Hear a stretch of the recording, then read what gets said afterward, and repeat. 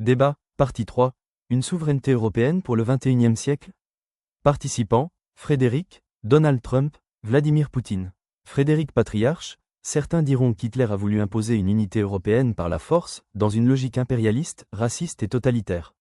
C'était une tentative monstrueuse, qui a prouvé que l'unification ne peut se faire ni par la haine, ni par la domination. Mais alors, comment l'Europe peut-elle aujourd'hui retrouver une forme de souveraineté sans renier ses valeurs fondamentales? Donald Trump, l'Europe n'a jamais vraiment été souveraine depuis la Seconde Guerre mondiale.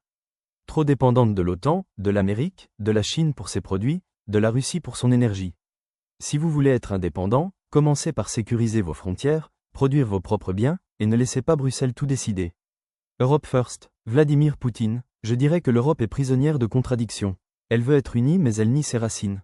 Elle veut être puissante mais elle refuse la réelle politique. La souveraineté commence par l'âme d'un continent. Sans identité forte, il n'y a pas de projet durable. Frédéric Patriarche, mais cette identité n'est-elle pas plurielle? Multilingue, multiculturelle, façonnée par les luttes ouvrières, les révolutions, les migrations, les arts? Reprendre notre souveraineté, c'est peut-être décider ensemble d'une voie éthique, écologique et démocratique, en dehors des logiques de bloc et d'hégémonie.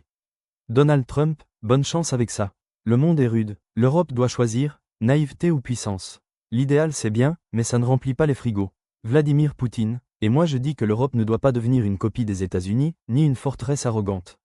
Elle doit être une force indépendante, capable de dire non et de tracer sa voie sans suivre des ordres venus d'ailleurs. Frédéric Patriarche, alors faisons un choix. Pas le choix de la peur, de la nostalgie ou de la violence. Mais celui de l'audace, de la mémoire et de l'invention. C'est en bâtissant un projet commun, inclusif et responsable que l'Europe pourra parler d'une vraie souveraineté pas imposée par la force, mais choisie par les peuples. Merci pour votre écoute, aimez, partagez et abonnez-vous pour soutenir mon travail.